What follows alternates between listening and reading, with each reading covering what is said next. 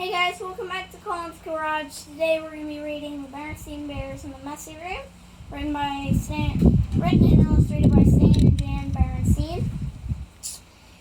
Quick shout out to my teacher, Miss Kirkpatrick, my classmates in Ella Murray, Miss Kirkpatrick's daughter. So, in the meantime, let's just jump straight into the book.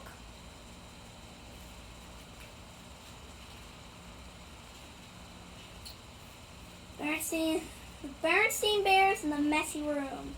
When small bears forget to pick up, store, and stash some of their favorite things, end up in the trash.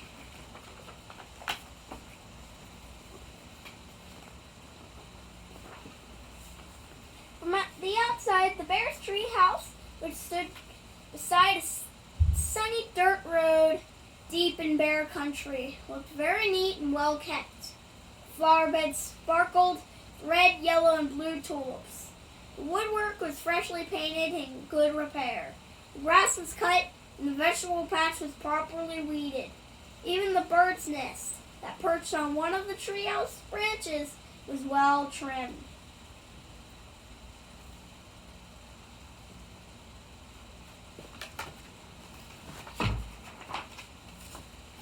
The inside of the bear's treehouse was neat and clean too. Pictures were straight.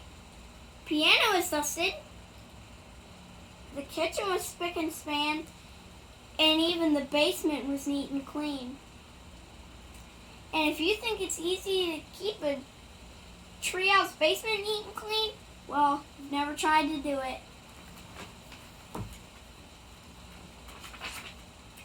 Yes, the bear's treehouse was a lesson in neatness and cleanliness, except for one place. Brother Bear and Sister Bear's room. It was a mess. A dust-catching, wall-to-wall, helter-skelter mess. Closet. Open at your own risk.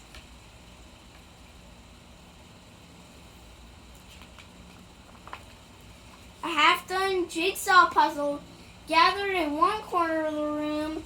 A group of others, dinosaur models collected cobwebs in another. Sister's stuffed animals were everywhere. And for the cub's big storage closet, well, just be careful how you open it. It almost looks like a big mama bear toy. It wasn't that brother and sister were naturally messy. They tried to keep their room straight. They made their beds most of the time. They swept and picked up once in a while. But the trouble was that when cleanup time came, they spent more time arguing than cleaning. How am I supposed to sweep with your dumb dinosaur toys all over the floor? Argued Sister. They're not toys. They're models. And don't move them. I'm working on a setup of the Pleasantonius age, Brother protested. Pleasantonius Smezostonius, shouted Sister. Not only was that brother and sister's room was a mess, but brother and sister were getting to be a mess too. Always arguing about cleanup chores instead of sharing the job and working as a team. What usually happened was that while the cubs argued about whose turn it was to do what, Mama took the broom and did the sweeping herself. And she often did the picking up part too. That was the worst part. The picking up and the putting away.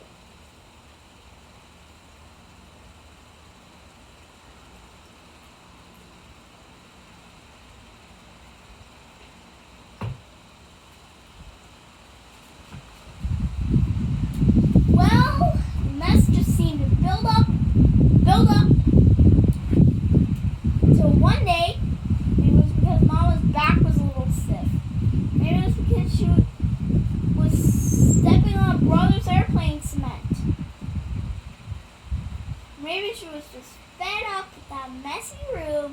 or whatever it was, Mama Bear lost her temper. She stormed into the cubs' room with a big box. First thing we have to do is get rid of all this junk, she said. Junk? Said brother and sister, watching in horror as Mama began to throw things into the box. My teddy isn't junk, screamed sister. My bird's nest collection isn't junk, yelled brother at the top of his lungs. The screaming and yelling got so loud that it reached Papa, who was in his workshop putting the finishing touches on a batch of chairs that had been ordered by one of his customers. He couldn't imagine what was wrong. He hurried upstairs and looked into the messy, noisy room. Didn't take a deep thinker to figure out what was going on. Quiet! Papa got Mama and the cubs' attention, called a family meeting right then and there.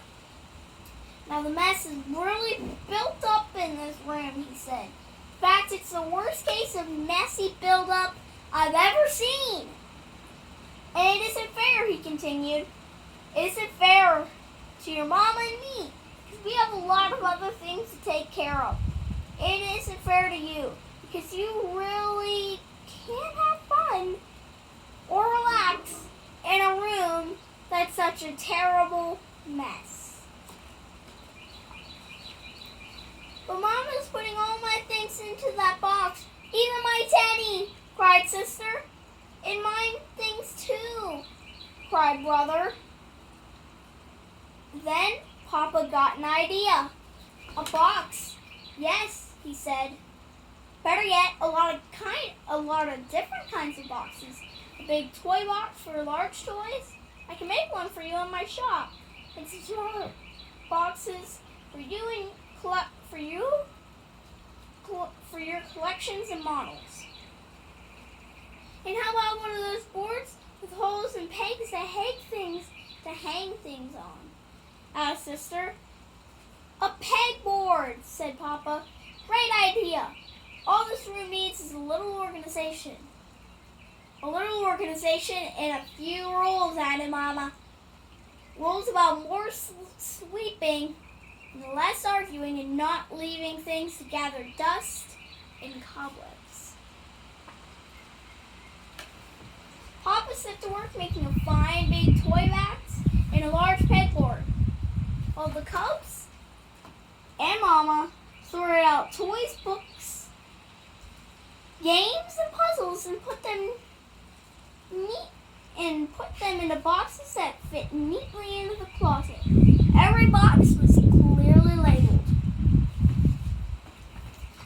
Some of the cubs' things did end up in Mama's big throwaway box. Not sister's teddy, of course, but some of brother's bird nests, the crumbling, falling apart ones. It was a very big job cleaning up all that messy buildup, but after a lot of straightening up and putting away, the job was finally finished. Wow, said brother. That was quite a job, but it was worth it. It looks like a whole new room, said sister. The cubs were right. And Papa had been right too.